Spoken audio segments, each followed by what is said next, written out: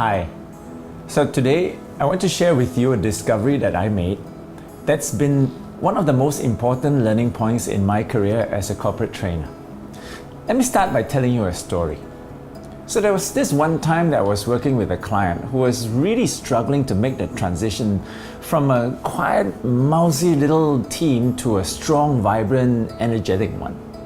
And as we had a really deep discussion about it, one of the team members, a young lady, a really quiet young lady, finally stood up and said, I think the difference is that we're all really willing, but nobody really has ownership of the journey. Now, the minute she said that, there was silence as everybody sort of, took a minute to absorb what she said. But what she said turned out to be the turning point in that team's journey. So today I'm going to talk about willingness versus ownership. So John, you say, what's the difference between willingness and ownership? Well, the difference is small, but it's the difference between good and great. You see, when a team is willing, it's not a bad thing. When a team is willing, they're working hard, they're following instructions, they're doing what they're told, and they're really, really compliant. So it's not a bad thing. However, if they're just willing, then they're not doing what they're supposed to be doing for a great team. See, great teams have ownership. What is ownership then, you ask? Well, ownership is they're not just working hard, they're thinking hard. They're not just following instructions, they're setting direction. They're not just doing what they're told, but they're doing what is needed. So when a team has got ownership, they really, really start to fly.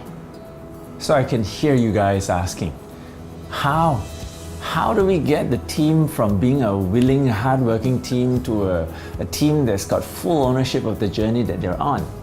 Well, if you're a manager, then there are two questions that you need to answer.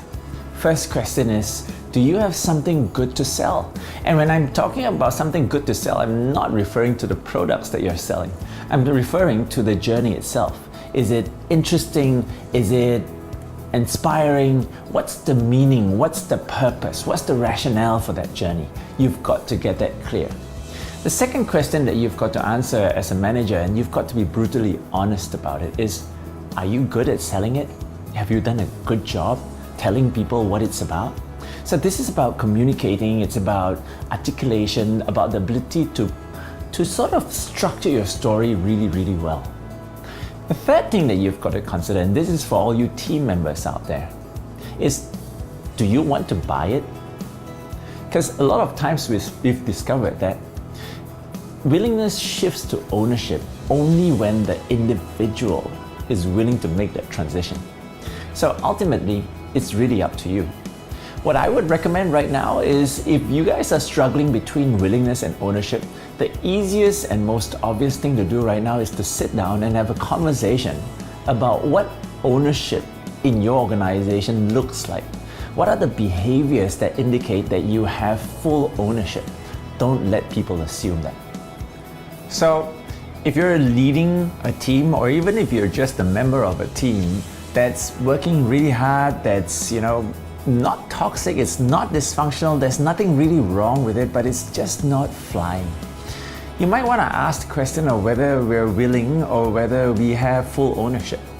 And one of the easiest ways to tell is by sitting down and having a conversation and asking people, where is it that they really think we're going?